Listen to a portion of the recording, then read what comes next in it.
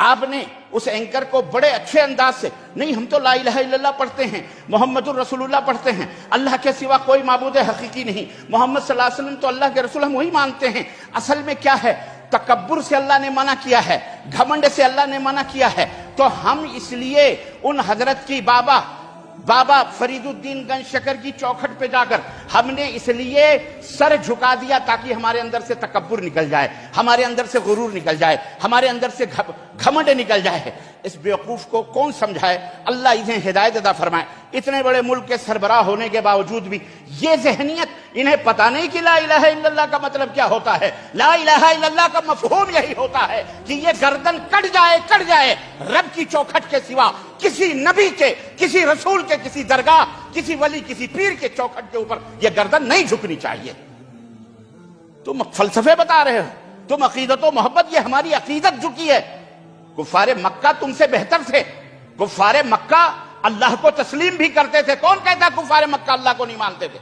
खाने काबा की चौखटों पे वो सजदे करते थे, खाने काबा का तवाफ करते थे, अल्लाह को मानते थे, वो हज भी करते थे, वो सब कुछ करते थे, उसके बावजूद भी वो काफिर करार दिए गए। क्यों?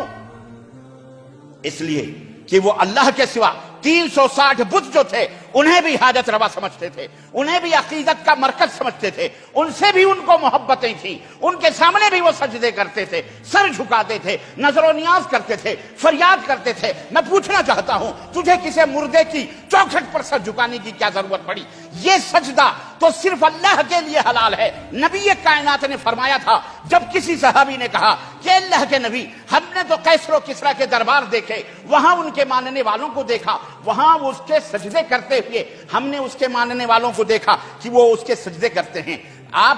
हमें आपसे अकीदत है, हमें आपसे मोहब्बत है, हम तो अपनी जान से भी ज्यादा अजीज आपको समझते हैं और हम ये चाहते हैं कि हम आपका सजदा करें, हम आपके सामने रुकू करें, हम आपके सामने सरों को झुकाएं। नबी कायनात ने फरमाया कि अगर सजदा अल्लाह के सिवा किसी को हलाल हो, वहां जाके उसके सजदे कर रहा है और कह रहा जी अकीदत है, तकब्बुर नहीं है, घमंड नहीं है, फलसफे कर रहे हो। अल्लाह तुम्हें हिदायत अता फरमाए, अल्लाह अल्लाह तौहीद की दौलत से माला माल फरमाए, ऐसे जालिमों के सोहबतों से अल्लाह तुम्हें महफूज रखे। लेकिन तुम वो हरकतें करते हो जो हरकतें गैर करता है, जो हरकतें कौन करता है? गैर मुसलमान करता है। इसलिए इस्लाम रुस्वा हो रहा है। यह शैतानियत का काम अल्लाह के इस माह मुहर्रम में हो रहा है और तुमने अपनी असल में वक़ात ही खत्म कर दी ना। तुम अपने हाथों से खपच्चियां बनाते हो, खपच्चियों से ताजिया बनाते हो, मनारे बनाते हो, गुंबद बनाते हो। कहते तो ये ताजिया बाबा, अपने हाथों से झंडे बनाते हो, अलम बनाते हो, यही नहीं अपने हाथों से दुलदुल बनाते हो, फिर उसके सजदे करते हो। उन बेजान मुर्दा खपच्चियों, अबरक और किस्म किस्म के कागजों से तुम खुद बनाते हो। गैर मुस्लिमों की शबी बुत परस्ती इस्लाम में नहीं है। इसलिए ये लोग फसाद पैदा कर रहे हैं। तुम एक अल्लाह की परस्तिश करो, तुम एक अल्लाह के सामने अपने सरों को झुकाओ, तुम एक अल्लाह के की चौखट पर अपने सरों को झुकाओ।